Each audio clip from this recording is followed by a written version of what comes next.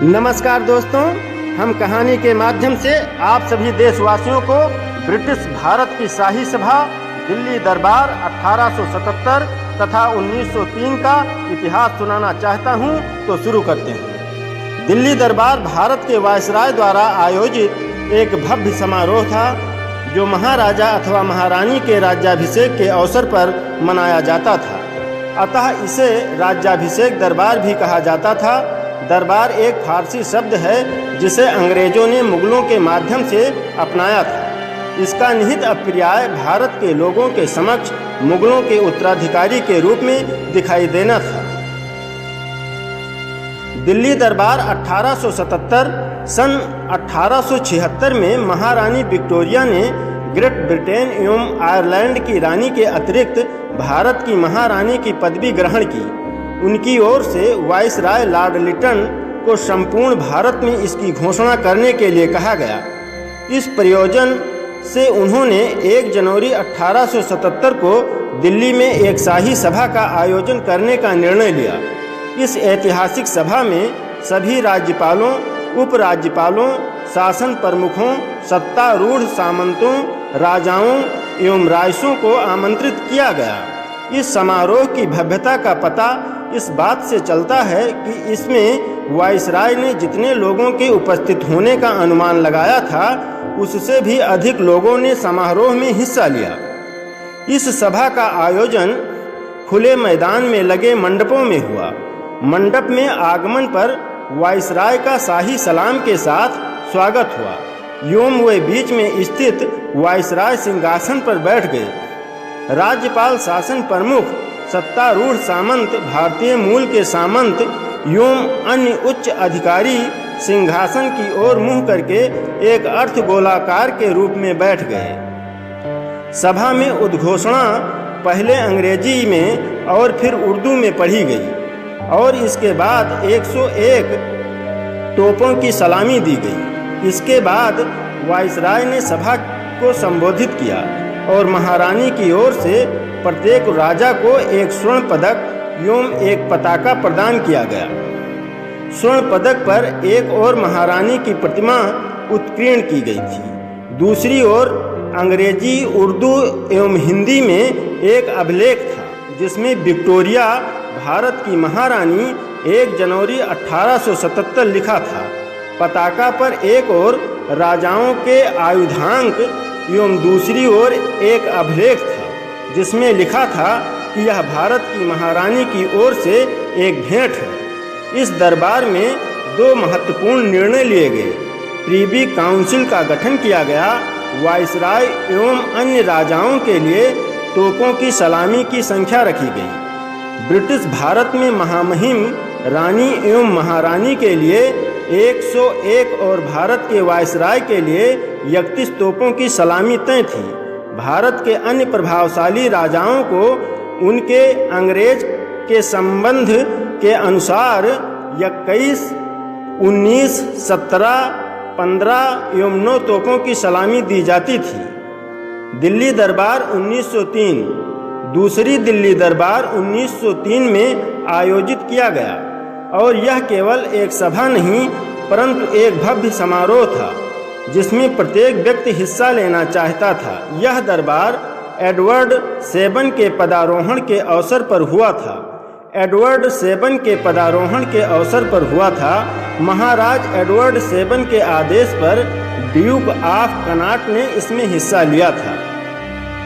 इस एक सप्ताह लंबे उत्सव में पोलो और फुटबॉल की प्रतियोगिताएं भी शामिल थीं। इसके सुनियोजन एवं आयोजन के लिए एक दरबार समिति का गठन किया गया था। दरबार में भाग लेने के लिए जो अतिथिगण आए उन्हें प्रांतीय खेमों में ठहराया गया जो बिजली एवं सफाई की सुविधाओं से युक्त थे। इनमें रात को तार वाले वाद्यों के बैंड बजा करते थे जिससे यह पता चलता है कि इन खेमों में दिन भर कार्यक्रम होते रहते थे। बनारस के महाराजा अपने खेमे पर अपना पैतृक झंडा फहराना चाहते थे क्योंकि उनके पिता को 1877 के दरबार में यह विशेषाधिकार दिया गया था।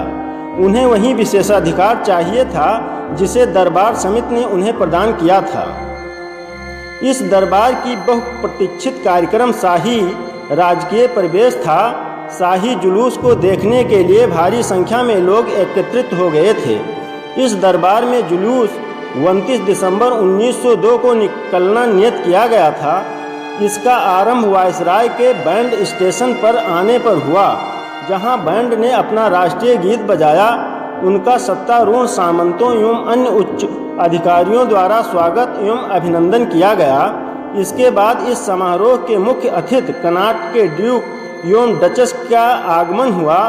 उनके आगमन पर बैंड ने अपना राष्ट्रीय गीत बजाया और उन्हें शाही सलामी दी गई। वायसराय एवं कर्नाटक के ड्यूक एवं डचेस स्टेशन के बाहर हाथियों पर सवार हो गए, जहां वे हाथियों का जुलूस निकला। यह जुलूस क्वींस रोड से शुरू हुआ और जामा मस्जिद के पीछे से होते हुए चांदनी चौक से फ्लैग स्टाफ टावर पहुंचा और वायसराय के खेमे पर समाप्त हो गया। दिल्ली दरबार का मुख्य कार्यक्रम 1 जनवरी 1903 का राज्याभिषेक समारोह था। इसके लिए एक अखाड़ा बनाया गया था। यह ये से लेकर वाई तक अलग अलग खंडों में बंटा था।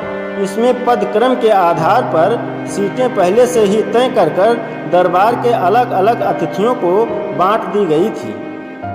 दरबार समिति के लिए मुख्य चिंता का विषय महाराजाओं के साथ आई बेगमों को बैठने की व्यवस्था करना था। इसलिए इस अखाड़े का खंडवाई प्रदानसी महिलाओं के लिए आरक्षित किया गया था। कुल मिलाकर 14 महिलाएं थीं जिनके लिए सीटें आरक्षित की गई थीं।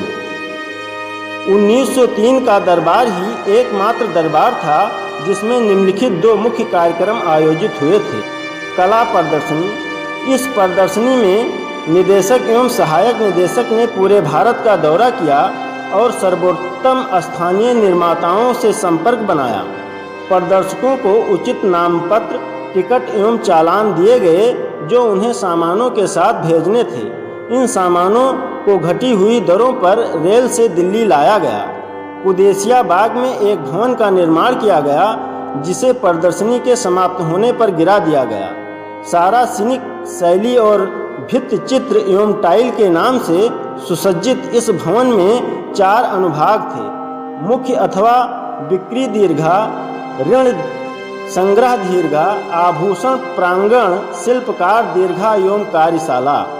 ऋण दीर्घा में वे वस्तुएं प्रदर्शित थी जो राजाओं एवं अन्य सामंतों द्वारा ऋण पर दी जाती थी। इन अद्भुत प्रदर्शित वस्तुओं में बड़ौदा के महाराजा का मोती का कालीन एवं अलवर के महाराज की कुछ सचित्र पांडुलिपियां शामिल थीं। शिल्पकार दीर्घा भी एक मनोरंजक अनुभाग था जहां शिल्पकारों के कुछ जगहें दे दी गई थी और दर्शक उन्हें काम करते हुए देख सकते थे। नृत्य कक्ष एवं ब्रूफे पार्टी। राजकीय बाल नृत्य एक भव्य समारोह था जो लाल किले में आयोजित किया गया था। इसके लिए दीवान-ए-आम और दीवान-ए-खास में अस्थायी परिवर्तन किए गए। सलीमगढ़ से दीवान-ए-आम और दीवान-ए-आम से दीवान-ए-खास तक छतदार मार्ग बनाए गए। दीवान-ए-आम से जुड़े हुए नृत्य कक्ष और भोजन कक्ष के अलग अलग अनुभाग बनाए गए। लॉर्ड कर्जन ने यह सोचा कि दीवान-ए-आम नृत्य कक्ष और भोजन कक्ष के बीच तोरण पथ ढके हुए नहीं थे और इसलिए समारोह वाले दिन अतिथियों को ठंड लग सकती थी। कार्य अधीक्षक राय बहादुर गंगाराम को इस विषय पर विचार करने के लिए कहा गया। किनारे के तोरण पथ में वायु संचालन के लिए खिड़कियां थीं जिन्हें सुंदर पर्दों से ढकने का निर्णय लिया गया। नृत्य कक्ष एवं भोजन कक्ष के बीच के तोरण पथों पर पीले गेरू रंग के मनोहर पर्दे डाल दिए गए। तापमान में गर्मी बनाए रखने के लिए 3 मुख्य कमरों में व्यापक सुविधाएं लगाई गईं। अभिषेक समारोह का आयोजन भी लाल किले में हुआ जिसमें कई राजाओं एवं अधिकारियों को ब्रिटिश भारत में योगदान देने के लिए दिल्ली दरबार स्वर्ण एवं रजत पदक से पुरस्कृत किया गया। हैदराबाद के निजाम को एक स्वर्ण पदक दिया गया था जो उनमें खो गया। उन्होंने उसके बदले एक दूसरे पदक दिए जाने की मांग करते हुए पत्र लिखे और अंततः वाइसराय उन्हें निःशुल्क ही दूसरा पदक देने के लिए सहमत हो गए। यह दरबार इसलिए भी महत्वपूर्ण है क्योंकि मध्यवर्ती खेमे में एक तार घर स्थापित किया गया था। वाइसराय का 1 जनवरी का भाषण लंदन कार्यालय तार द्वारा भेजा गया था। यह पहली बार था कि एक भाषण को तार से भेजा गया था। Jai Hind, Jai Bharat, Vande Mataram. Thanks for watching.